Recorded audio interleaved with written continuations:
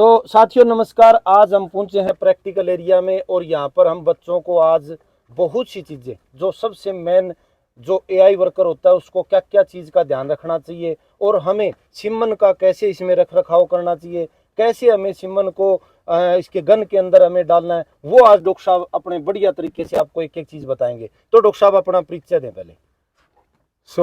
दोस्तों, my self doctor Rajendra Gupta, working in this artificial insemination institute as principal of this institute.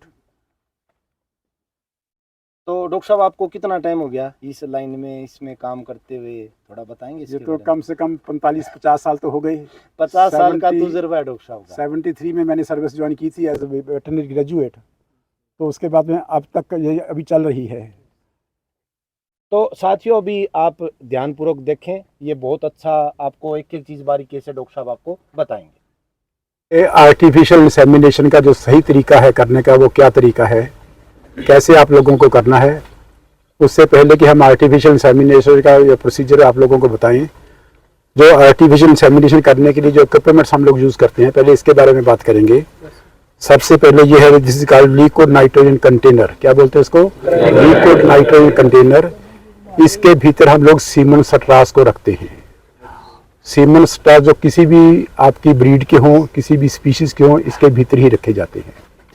दूसरी बात, जो इसको रखते हैं इसके भीतर हम गैस डालते हैं लिक्विड नाइट्रोजन तरल अवस्था में।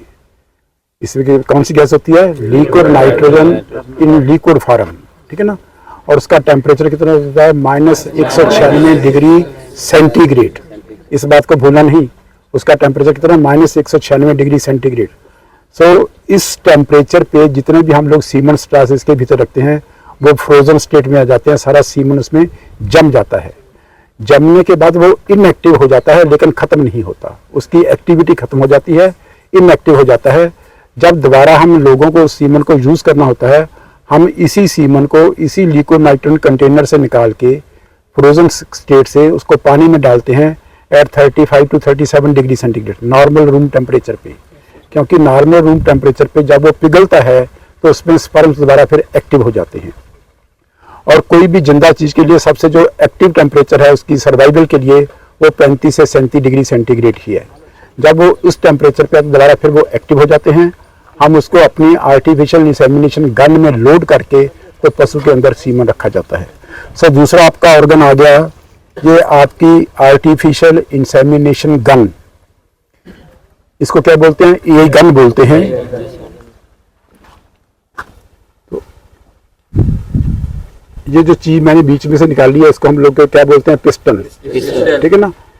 ये इसके भीतर ऐसे होता है, जब इसको पूरा इसके अंदर पुश कर देते हैं इसका थोड़ा सा पार्ट इसके बाहर आ जाता है, ठीक है ना।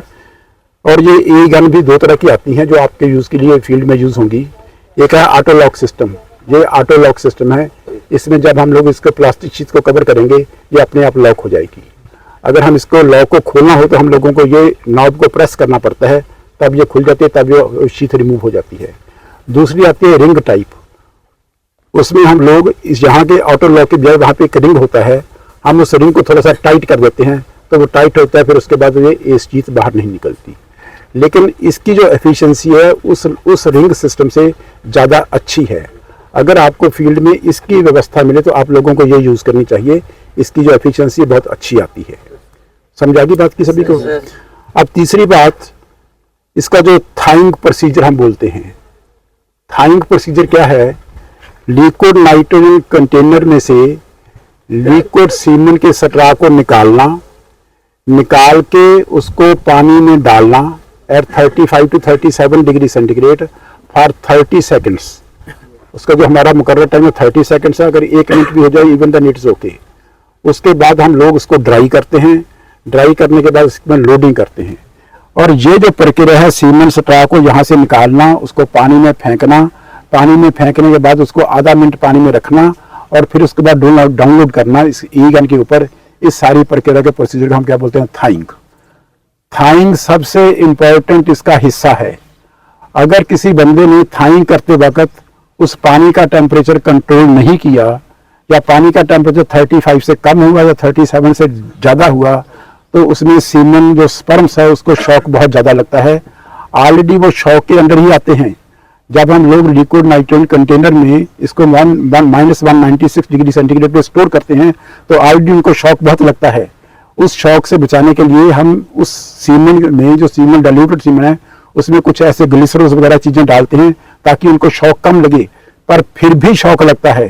पहले भी मैंने आपको बताया था, जब हम लोग सीमेंट का ये स्ट्रा तैयार करते हैं उसमें कम से कम 30 मिलियन हम लोग स्पर्म्स डालते हैं। लेकिन इन दोनों प्रोसेसेस में पहले सीमेंट को लेके कलेक्शन करके उसको 4 डिग्री सेंटीग्रेड पे लेके जाया जाता है, पहले प्रोसीजर 4 डिग्री से फिर उसको -196 डिग्री सेंटीग्रेड पे लेके जाता है। 196 डिग्री पर स्टोर करने के बाद फिर हमको दोबारा फिर उसको 35 से 37 डिग्री सेंटीग्रेड पे लेते हैं। इन तीनों प्रोसेसेस में स्पर्म्स को शॉक लगता ही लगता है। और हम लोगों का मुख्य मकसद क्या होता है, आफ्टर थाइंग करने के पश्चात जो हम लोगों के पास सीमेंट बचा है उसमें कम से कम 10 मिलियन लाइव स्पर्म्स चाहिए। क्या चाहिए? 10 million live sperms after thawing. लेकिन जब हम इसको सीमेंट स्ट्रा में भरते हैं तब हम लोग इस प्रोसीजर में, फ्रोजन सीमेंट टेक्निक में, हम कम से कम 30 मिलियन उसमें स्पर्म्स डालते हैं पर स्ट्रा। 20 मिलियन सीमेंट जो स्पर्म्स हैं वो इस सारी प्रोसेस में डिस्ट्रॉय हो जाते हैं, इनएक्टिव हो जाते हैं। तो आप लोगों के पास कितने बचे चाहिए? कम से कम 10 मिलियन। अगर 10 मिलियन लाइव स्पर्म से कम होंगे तो उसमें आपकी जो फर्टिलाइजेशन है वो इफेक्टिव होगी, उसके कम आने की संभावना बन जाएगी। तो हम लोगों के हाथ में क्या है? जो सबसे पहला प्रोसीजर है वो ऊपर होता है। आप लोगों के हाथ में क्या? केवल थाइंग प्रोसीजर। थाइंग प्रोसीजर में अगर आप लोगों ने बिल्कुल भी अनगेली की तो उसमें आप लोगों का कंसेप्शन रेट हमेशा कम होगा। ये बात सभी समझ रहे हो? और कैसे आप लोग टेम्परेचर का थर्मामीटर में जो पानी है आपके पास उसका टेम्परेचर कैसे चेक करोगे? हमारी बॉडी का टेम्परेचर, देसी भाषा में बात करता हूँ, गांव में या फील्ड में जब आप लोग काम करोगे, या तो आप लोग थर्मामीटर से इसका टेम्परेचर चेक करोगे, या हमारे पास एक ऑटोमेटिक होती है जिसको 37 डिग्री सेंटीग्रेड पानी गर्म होता है, उसके बाद ऑटो कट हो जाता है, वो भी चलता है। लेकिन कई बार गाँव में बिजली भी नहीं होती, जिस घरों में जाते हैं वहां पर लोग खेतों में काम करते हैं, वहां पे हम लोगों को ये सुविधाएं नहीं मिलती। तो आपका देसी फार्मूला क्या है? जो आपकी बॉडी का टेम्परेचर कितना? 37.4 डिग्री सेंटीग्रेड। कितना आपकी बॉडी का? 37.4 डिग्री सेंटीग्रेड। लेकिन बाहरी सतह का टेम्परेचर कितना होगा? 37। अगर आप लोग पानी में हाथ डालोगे, अगर पानी आपके हाथ को ठंडा लगता है तो उसका टेम्परेचर 37 से कम है। अगर आपके हाथ को पानी थोड़ा सा गर्म लगता है तो उसका टेम्परेचर 37 से ज्यादा है। आपके हाथ को वो पानी ना तो गर्म लगना चाहिए ना ठंडा लगना चाहिए, तो उसका टेम्परेचर कितना होगा? 37 डिग्री। ये फील्ड का तरीका जैसे आप लोगों को यूज करना पड़ेगा। समझा गई सभी की बात है? अब इसको छोड़ो। जब हम सीमेंट स्ट्रा को यहां से निकालते हैं तो इसका क्या प्रोसीजर है, चलो मैं आपको वैसे ही थोड़ा सा बता देता हूं। ये इसका लिड है, क्या बोलते हैं इसको? लिड। ठीक है ना? जब आप लोगों ने लिड को रिमूव करना है, आपको अपना हाथ, दूसरा हाथ कहां पे रखना है ताकि आपका गैस का इवेपोरेशन ना हो पाई। ठीक है? जितना आप लोग इसको खुला छोड़ोगे उतनी आपकी गैस ज्यादा इवेपोरेट होगी। जितनी गैस इवेपोरेट होगी तो आप लोगों को गैस का लॉस बहुत ज्यादा होगा। हमेशा ही आप लोगों ने गैस के लॉस को अवॉइड करना है, कम से कम करना है। इसके भीतर ये जो 6 हैं इसको क्या बोलते हैं? They are called canisters. क्या बोलते हैं इसको? कैनिस्टर्स। ये मैं आपको बाहर निकाल के, ये एक कैनिस्टर है, ठीक है ना? इसके भीतर हम लोग स्ट्रा रखते हैं। ये बाहर इसका कैनिस्टर का हैंडल है। जो स्पीशीज या ब्रीड के स्ट्रा हमने इसमें कैनिस्टर में रखे हैं, बाहर इसके स्टिकर लगा देते हैं। स्टिकर के ऊपर हम लोग लिख के लगाते हैं कि इसके भीतर कौन से स्ट्रा हम लोगों ने, कौन सी ब्रीड के स्ट्रा रखे हैं। अगर आपने HF के स्ट्रा रखे हैं, यहाँ पे HF का लिखोगे। अगर आपने क्रॉस ब्रीड के स्ट्रा रखे हैं, यहाँ पे क्रॉस ब्रीड का स्टिकर लगाओगे। अगर आपने जर्सी के रखे हैं, जर्सी का लगाओगे। अगर आपने साहिवाल के रखे, साहिवाल का लगाओगे। अगर भैंसों के रखे हैं, मुर्रा रखा है, नीली रावी, जो कुछ भी आपके पास अवेलेबल है वही स्टिकर का आप लोग यूज करोगे। ठीक है? क्यों इसका यूज करते हैं? ताकि जब आप लोगों ने आर्टिफिशियल इंसेमिनेशन करने का फैसला कर लिया तो उसके बाद उस गाय का, जो उस भैंस को आपने कौन सा स्ट्रा, कौन सी ब्रीड का स्ट्रा लगाना है, केवल आप उसी कैनिस्टर को निकालोगे, उसी कैनिस्टर को यूज करोगे। बार बार ऐसे कभी आप इसको निकालो, कभी आप इसको निकालो, ऐसे नहीं होना चाहिए। ठीक है ना? आपने जब कैनिस्टर को निकालना है तो इसको हम इस हाइट पे निकालते हैं। ये जो ब्रिम है इसका, इस ब्रिम पे हम इसको हमेशा ही नीचे रखते हैं। ये बात सभी समझ। इसको कभी भी आप लोगों ने ऐसे नहीं निकालना। अगर ऐसे निकलेगा तो इसमें स्ट्रा एक्सपोज होंगे, जहां पे लिक्विड नाइट्रोजन नहीं होगी तो उसमें भी उनको शॉक बहुत ज्यादा लगेगा। आपने इसको हमेशा इसके नीचे रखना है। इसके नीचे आप लोगों ने इसके बाद एक स्ट्रा को निकालना है। ठीक है ना। ये मान लो ये स्ट्रा है, ठीक है ना। वैसे हम लोग इसमें फॉरसेप्स का यूज करते हैं, लेकिन अगर आप लोगों ने फॉरसेप्स का यूज किया, मैं प्रैक्टिकली आपको बात बताता हूं, अगर फॉरसेप्स का यूज करता है तो डायरेक्शंस क्या है, फॉरसेप्स को पहले लिक्विड नाइट्रोजन में ठंडा करना पड़ेगा, क्योंकि फॉरसेप्स किस टेम्परेचर पे होगा, हमारे एनवायरमेंटल टेम्परेचर पे। एनवायरमेंटल टेम्परेचर हमारा कम भी हो सकता है, ज्यादा भी हो सकता है, ठीक है ना। लेकिन उसको पकड़ने के लिए हमें टेम्परेचर कौन सा चाहिए, तकरीबन कम 37 डिग्री सेंटीग्रेड का, लेकिन 37 अगर -196 डिग्री सेंटीग्रेड पे चाहिए, लेकिन ऐसा हम लोगों के पास पॉसिबल नहीं है। हम लोगों के पास ऐसा कोई इंस्ट्रूमेंट नहीं होता जिसमें हम लिक्विड नाइट्रोजन डालें और उसमें हम लोग उसको उस फॉरसेप्स को डिप कर पाए। तो वैसे इंस्ट्रक्शन ये है कि आप लोगों को फॉरसेप्स से पकड़ना चाहिए, लेकिन प्रैक्टिकल फील्ड में अगर आप लोगों को एक स्ट्रा रिमूव करना है, आप अपना हाथ यूज कर लो तो उसमें कोई फर्क नहीं पड़ेगा। यहां से आपने स्ट्रा निकाला, पहले आप लोगों को स्ट्रा ऐसे हिलाना पड़ता है, ठीक है ना। ऐसे स्ट्रा हिला के, ठीक है ना, तो फिर हम लोग उसको पानी में डालते हैं। पानी आपको बोला था 35 to 37 डिग्री सेल्सियस। पानी में आप लोगों को कैसे डालना है, स्ट्रा को कभी भी हम लोग ऐसे नहीं डालते, ऐसे ऊपर से इसको ऐसे नहीं फेंकेंगे। अगर ऐसे फेंकेंगे क्या होगा, ये इसका पहला पार्ट कुछ पानी के कांटेक्ट में आ जाएगा, ऊपर रह जाएगा, again it will be shock to the sperms, ठीक है ना। ना ही हम लोग इसको ऐसे डाल के इसको ऊपर से ऐसे फेंकते हैं। उठाना भैया, इसको ऊपर से आपको ऐसे भी नहीं फेंकना है। इसमें भी क्या होगा, निचली सतह पहले पानी के साथ टच होगी, ऊपरली सतह बाद में होगी, इसमें भी स्पर्म्स को शॉक लगेगा। आप लोगों को जहां से हिलाया उसके बाद पानी में, ये तो गिलास है, आप लोगों को लंबी ट्रे लेनी पड़ेगी जिसमें ये सीमन स्ट्रा पूरी तरह से अपने हाथ के समेत, अपना हाथ साथ में लेके इसको पूरी तरह डिप कर जाए, ताकि ये सारे को कोई एक्सपोजर इधर उधर ना हो, टेम्परेचर का कोई वेरिएशन ना हो। उसमें आप लोगों के थाइंग में आप लोगों को कम से कम स्पर्म शॉक लगेगा, ठीक है ना, और उसमें आपके लोगों के रिजल्ट भी अच्छे आएंगे। क्लियर होगी बात की। उसके बाद हम लोगों ने सीमन स्ट्रा को उस पानी से निकालना है, कितनी देर बाद, आधे से 1 मिनट के बाद, ठीक है ना। फिर इसको हमने दोनों हाथों के बीच में लेके इसको ऐसे सुखाया जाता है, ठीक है ना, ताकि इसके ऊपर जो पानी लगा है वो साफ हो जाए, ठीक है ना। फिर उसके बाद आप लोग कोई कॉटन का नैपकिन लेके या कॉटन का बिल्कुल साफ कपड़ा, तो बिल्कुल साफ हो, कॉटन का हो, उसमें गंदगी बिल्कुल ना हो, फिर हम लोग उसके साथ इसको साफ कर लेते हैं। साफ कर लिया, सूख गया। अब बताऊं, अब इस सीमन स्ट्रा में होता क्या है, देख रहे हो, इसके लिए निचली तरफ ये 2 प्लग्स हैं, एक तरफ इसके 2 प्लग्स होते हैं, और लेकिन ये सिरा खुला होता है। ये बात सभी देख रहे हो, 2 प्लग्स हैं, लेकिन जो दूसरा सिरा है इट इज सील्ड। इसको हम बोलते हैं कि मैकेनिकली सील्ड, इसको मशीन के द्वारा सील कर देते हैं, लेकिन इसके भीतर सीमन भरा होता है। स्ट्रा के ऊपर ये जो दोनों प्लग्स हैं, इस प्लग्स के ऊपर क्या होता है, लिक्विड सीमन, ठीक है ना। लेकिन लिक्विड सीमन के ऊपर वाली सतह पर थोड़ी सी हवा होती है, क्योंकि जब ये फ्रोजन स्टेट में होता है, जब हम इसको पानी में डाल के इसको लिक्विड स्टेट में लेके आते हैं, ये थोड़ा सा फैलता है।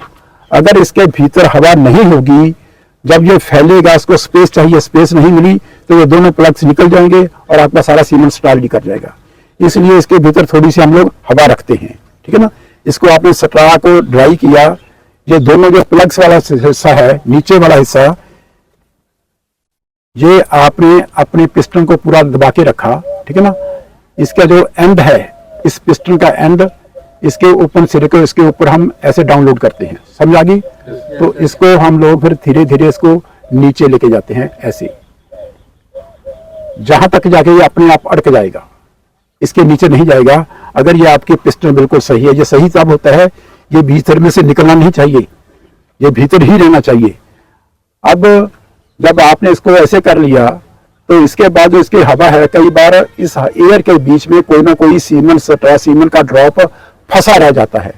हम लोग उस सीमन ड्रॉप को नीचे लेके आने की कोशिश करते हैं, क्योंकि उसमें भी स्पर्म्स बहुत होंगी, ठीक है ना, ताकि हम लोगों को जो वाइबिलिटी ऑफ स्पर्म्स है वो कम ना हो किसी तरीके से। तो इसको हम लोग ऐसे सपोर्ट करके, देख रहे हो, यहां से आप लोगों को इसको थोड़ा सा 1 बार 2 बार 3 बार 4 बार टिक करते हैं। टिक करने से क्या होगा, हवा ऊपर आ जाएगी, अगर कोई सीमन का ड्रॉप इसके भीतर है वो नीचे चला जाएगा। ये बात क्लियर होगी। उसके बाद हम लोगों ने इसको काटना होता है, ठीक है ना, क्योंकि ये सील्ड एंड है। इसको काटने के लिए 2 चीजें हैं, या तो आप लोगों के पास कटर चाहिए, कटर जो इसको काटता है बिल्कुल सही 90 डिग्री के एंगल पे काटता है। हम लोगों को हमेशा ही इसको 90 डिग्री के एंगल पे काटना है, उसकी परफेक्शन 100% है। अगर आपके पास कटर नहीं है तो आप सीजर का यूज कर सकते हो, लेकिन जब सीजर का यूज करोगे it should be a straight scissor. ये सीधी सीजर चाहिए, जो नॉर्मली हम लोगों की सीजर थोड़ी सी कर्व्ड होती है, अगर कर्व्ड काटोगे तो ये कर्व्ड कटेगा। हम लोगों को हमेशा इसको सीधा काटना है।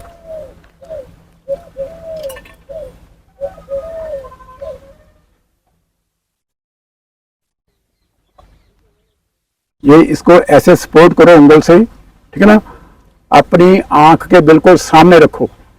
जब सामने रखोगे तो इसकी जो कटिंग होगी वो 90 डिग्री पे ही होगी। कैसे? ऐसे देख लो ध्यान से, ये कट गया, समझा की बात की? कट गया। अब इसके बाद हमने इसके ऊपर शीट को लोड करना है। This is called plastic sheet, ठीक है ना। ये हमेशा स्टरलाइज होती है, ठीक है ना। इसके ऊपर कवर चढ़ाता है, एनवेल्प है इसके ऊपर। ये एनवेल्प को आपने कब रिमूव करना? जब आपने सीमेंट स्ट्रा को काट लिया, उसके बाद हम लोग इस शीट को रिमूव करते हैं जो उसके ऊपर एनवेल्प चढ़ा हुआ है। कैसे रिमूव करते हैं? आप कैसे भी रिमूव कर लो, पर नॉर्मली अगर आप दांतों से रिमूव कर लोगे सबसे अच्छा रहता है ऐसे, ठीक है ना।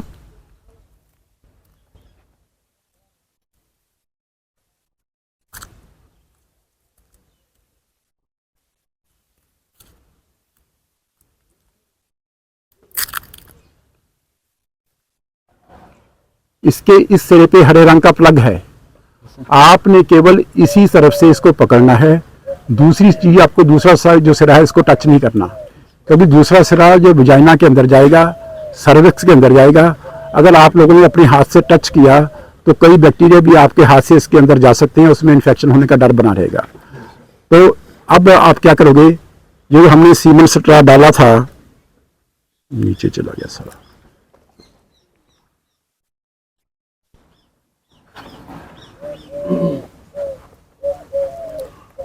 ये देख रहे हो, ये जो सीमेंट स्ट्रा डाला था इसके ऊपर आपने इसको ऐसे फिक्स करना। देखो ध्यान से, ये इसके ऊपर चढ़ जाएगी,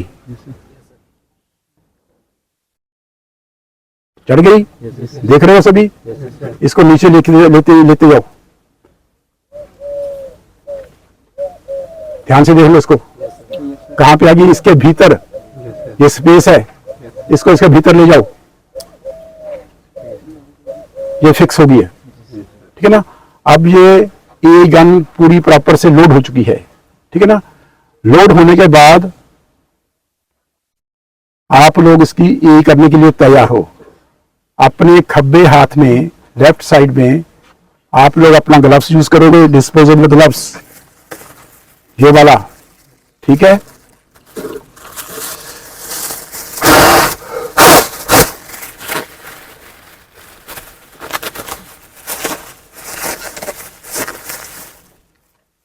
inside your hand inside the rectum, उसको रेक्टम को इवैक्यूएट करो।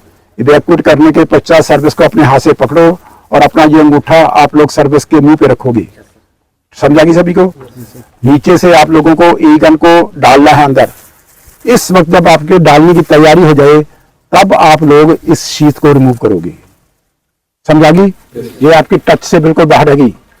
फिर आपने एक अपने असिस्टेंट को, जो भी बंदा आपके साथ है या डेयरी फार्मर भी कोई क्यों ना हो, किसी एक बंदे को बोलना कि दोनों वल्वुलर लिप्स हैं, वल्वा के दोनों लिप्स होते हैं, उन दोनों वल्वुलर लिप्स को वो वाइडन करे, उसको खुला रखे। क्योंकि नॉर्मली देखा गया कि हीट के समय गायों में लूज मोशन लगते हैं।